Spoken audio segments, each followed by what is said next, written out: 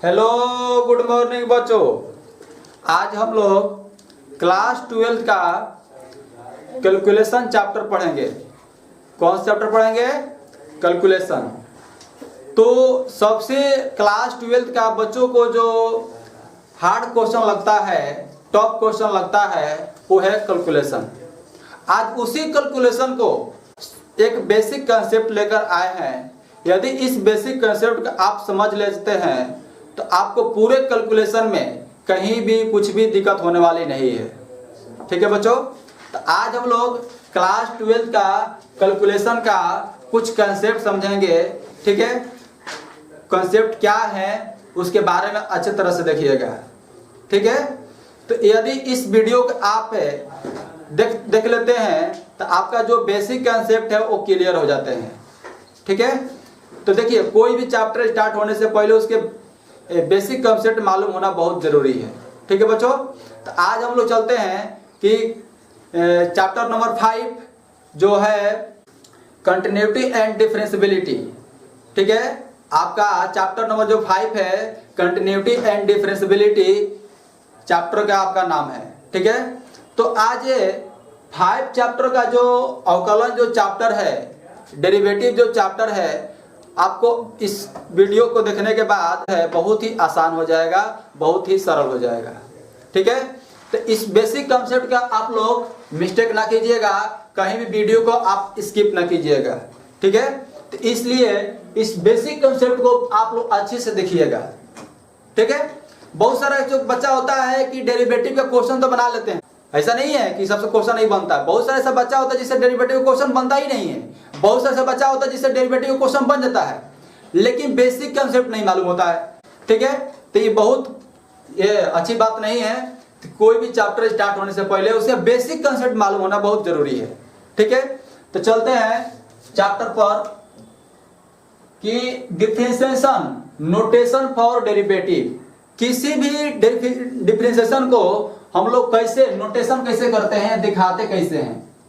ठीक है, किसी भी फंक्शन को जब हम डेरिवेटिव करते हैं उसको नोटेशन यानी कि उसको क्या से दिखाते हैं, ध्यान दीजिएगा। तो यदि मान लीजिए कोई फंक्शन f(x) बराबर दिया है sin x। ठीक है, कोई फंक्शन दिया f(x) बराबर sin x, तो कोई फंक्शन इसको डेरिवेटिव करना है। f(x) बराबर कोई sin x फंक्शन दिया हुआ है।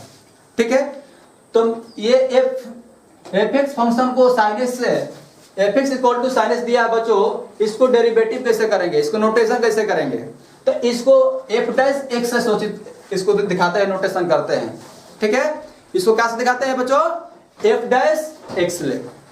ठीक है, तो बहुत सारे बच्चा का सवाल रहता है कि क्या सर किसी भी डेरिवेटिव को जब सिंबल होता है क्या उसको f' ऐसे ले सकते हैं और कोई सिंबल नहीं है? और भी बहुत सारे सिंबल है जिसको अलग अलग राइटर ने अलग अलग प्रयोग किया। ठीक है, तो अलग अलग राइटर ने, कुछ राइटर ने किसी फंक्शन को यदि डेरिवेटिव करना है तो उसको f' लिया, किसी राइटर ने ये y' लिया। यदि मान लीजिए कोई फंक्शन बच्चों y इक्वल टू दिया है sin x, तो इसको कैसे डेरिवेटिव कीजिएगा? तो बहुत सारे ऐसे जो राइटर हैं जिसको y' मान लिए। y' मतलब क्या? डेरिवेटिव हुआ किसका? y का। y किसके इक्वल है? sin x का। यानी जब y के डेरिवेटिव हो रहा है इसका मतलब क्या? sin x का डेरिवेटिव हो रहा है। बोलिए है कि नहीं बच्चों? यदि y का डेरिवेटिव इसको y का डैश लगा दे यानी y का डेरिवेटिव हो गया। y किसके इक्वल है? sin x के। इसके मतलब sin x के डेरिवेटिव हो गया। इसलिए कोई भी फंक्शन दिया है उसको डेरिवेटिव करने के लिए, उसको नोटेशन करने के लिए बहुत सारे सिंबल है। अलग अलग राइटर ने अलग अलग सिंबल दिया। कुछ राइटर ने क्या बोले? First f'(x). ठीक है, सेकेंड क्या हो गया? y'। 3 आप क्या सिंबल है और क्या शो कर सकते हैं? जिसे y बराबर मान लीजिए बच्चों tan x दिया है। क्या दिया है? tan x। इसको डेरिवेटिव कीजिएगा तो इसको क्या से दिखाइएगा? सर कहोगे इसको क्या से दिखाएंगे? तो आप इसको y' ले दिखा सकते हैं या y1 से दिखा सकते हैं। ठीक है बच्चों, y' से दिखा सकते हैं या y1 से दिखा सकते हैं। इसको y' पढ़ेंगे, इसको y1 पढ़ेंगे, कोई दिक्कत? ये 4th नंबर क्या है बच्चों? 4th नंबर है dy by dx। dy by dx। बहुत सारे बच्चों के दिमाग में सिर्फ dy बाई dx चलता है। क्या बच्चों y डैश लिख दे या y डैश लिख दे या y1 लिख दे तो रॉन्ग हो जाएगा? बिल्कुल नहीं, एकदम बिल्कुल नहीं। आप y डैश या y1 का भी यूज कर सकते हैं, कोई दिक्कत वाली बात नहीं है, ठीक है। तो आप एनसीईआरटी जब बुक देखिएगा तो कहीं कहीं y डैश भी प्रयोग किया हुआ मिलेगा, ठीक है।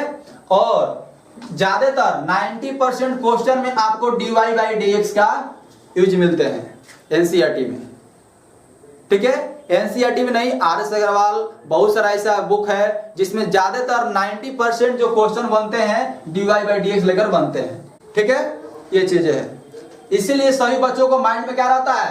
dy by dx। ये किसी बच्चों को दिमाग में रहता ही नहीं है, ठीक है। और कौशल और क्या है? और भी है, dy बाई dx को d बाई dx, इसको fx, इसको ऐसे भी लिख सकते हैं, लिख सकते नहीं लिख सकते बच्चों? बोलिए। ये मान लीजिए कि ये fx बराबर कोई sin x कोई फंक्शन दिया है, ठीक है। तो मान लीजिए y बराबर sin x दिया है तो उसको डेरिवेटिव करेंगे, ध्यान दे बच्चों, उसको डेरिवेटिव करेंगे तो क्या लिखेंगे? dy by dx। सर हमको के पास कैसे पता है dy बाई dx लिखेंगे? हमको dx बाई dy लिख सकते हैं कि नहीं लिख सकते हैं? तो रॉन्ग हो जाएगा। देखिए dy बाई dx या dfx बाई dx, इसको क्या मतलब है? इसका मतलब क्या है? इसका मीनिंग क्या है? पहले आप चीज समझिएगा बच्चों, इसका मीनिंग क्या है, ठीक है। y बराबर sin x कोई फंक्शन दिया है बच्चों, ठीक है। y equal to sin x कोई फंक्शन दिया है तो हमको y equal to sin x कोई फंक्शन दिया है, इसको डेरिवेटिव करना है बच्चों। किसको? y equal to sin x को, कोई फंक्शन है y equal to sin x को डेरिवेटिव करना है। तो किसको डेरिवेटिव करना है? ध्यान दीजिए बच्चों, किसको डेरिवेटिव करना है? y equal to sin x को, यानी जो फंक्शन दिया है किसके इक्वल है? y को। यानी इसलिए यहां पर डेरिवेटिव ऑफ, इसको क्या पढ़ेंगे? Derivative of y। क्या पढ़ेंगे? डेरिवेटिव ऑफ y, ठीक है। अच्छा, किसके रिस्पेक्ट में, किसके सापेक्ष? फंक्शन क्या में दिया है बताओ? x में दिया है, y में दिया है, t में दिया है, तो x में दिया है इसीलिए dx हो जाएगा। यदि मान लीजिए बच्चों y इक्वल टू मान लीजिए tan t हो गया, y equal to tan t दिया है, इसको डेरिवेटिव करना है बच्चों, तो इसको कैसे सिंबल दिखाएंगे? ध्यान दीजिएगा। तो derivative of y, derivative of y, y equal जो tan t जो फंक्शन है किसके इक्वल है? y को। तो डेरिवेटिव ऑफ y किसके रिस्पेक्ट में? फंक्शन क्या में दिया है? t के फॉर्म में दिया है, x के फॉर्म में दिया है, क्या के फॉर्म में दिया है बताओ? तो t के फॉर्म में दिया है, तो इसलिए क्या हो जाएगा? dt, डेरिवेटिव ऑफ t, ठीक है। अब बताइए बच्चों, यदि कोई मान लीजिए फंक्शन दिया है fx को, y बराबर नहीं दिया है, fx बराबर दिया है, कोई fx बराबर कोई क्वेश्चन दिया है बच्चों, ये cot x, क्या दिया है? cot x। तो सर कहोगे fx equal to cot x दिया है तो इसको हम लोग सर कैसे बनाएंगे? अब ध्यान दे बच्चों, अभी क्या बोला है कि dy बाई dx या derivative of fx by dx, इसको ऐसे ले सकते हैं। तो ये फंक्शन मान लीजिए बच्चों y की इक्वल नहीं दिया, कोई दिक्कत नहीं, तो डेरिवेटिव ऑफ किसके इक्वल दिया है? fx के, जो फंक्शन है किसके इक्वल है? fx के, तो डेरिवेटिव ऑफ क्या हो जाएंगे? fx, डेरिवेटिव ऑफ fx, ठीक है बच्चों। किसके रिस्पेक्ट में दिया है क्वेश्चन? x के फॉर्म में, तो नीचे क्या हो जाएगा? dx, कोई दिक्कत? यदि यही क्वेश्चन मान लीजिए y की इक्वल दिया है तो कुछ नहीं करना है, ठीक है। इसको क्या करना है? dy किसके इक्वल दिया बच्चों? y के, डेरिवेटिव ऑफ y किसके फॉर्म में दिया है? x के फॉर्म में, dx। इस तरह से इसका सिंबल है। अब बताइए बच्चों, कहीं दिक्कत? ये कोई क्वेश्चन नहीं बन रहा है बच्चों, ये बेसिक कंसेप्ट है। बहुत सारा ऐसा बच्चा होता है कि जो पूरे 5 चैप्टर को बना लेता है, कोई दिक्कत वाली बात नहीं है, लेकिन बेसिक कंसेप्ट मालूम नहीं रहता है। तो इसके जो बच्चों, इसके बाद जो नेक्स्ट वीडियो होंगे आपका एक्सरसाइज 5.2 का क्वेश्चन होंगे, ठीक है। इसके बाद जो नेक्स्ट जो क्वेश्चन होंगे, जो एक्सरसाइज होंगे टू होंगे। आपको गारंटी के साथ कह रहे हैं बच्चों, यदि इस वीडियो को आप अच्छे से समझ गए होंगे तो आपको एक ट्रिक्स थोड़ा सा बताएंगे, जादू मंत्र जिसको बोलते हैं, ठीक है।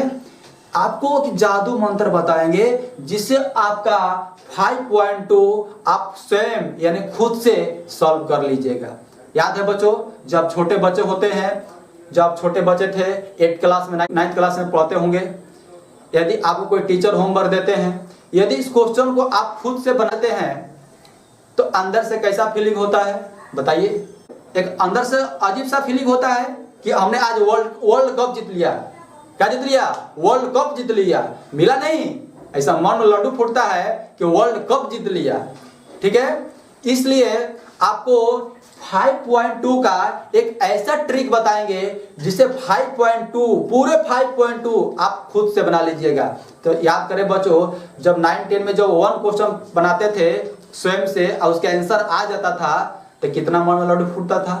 आप क्लास 12 का बताइए, क्लास 12 का डिफरेंशिएशन जो सभी बच्चों को सबसे हार्ड लगता है, उसी डिफरेंशिएशन को एक ऐसा ट्रिक बताएंगे जिसे 5.2 हमको बनाने की जरूरत नहीं पड़ेगा, आप खुद बना के दिखाइएगा, ये मेरा गारंटी है। यदि इस वीडियो को समझ गए होंगे तो।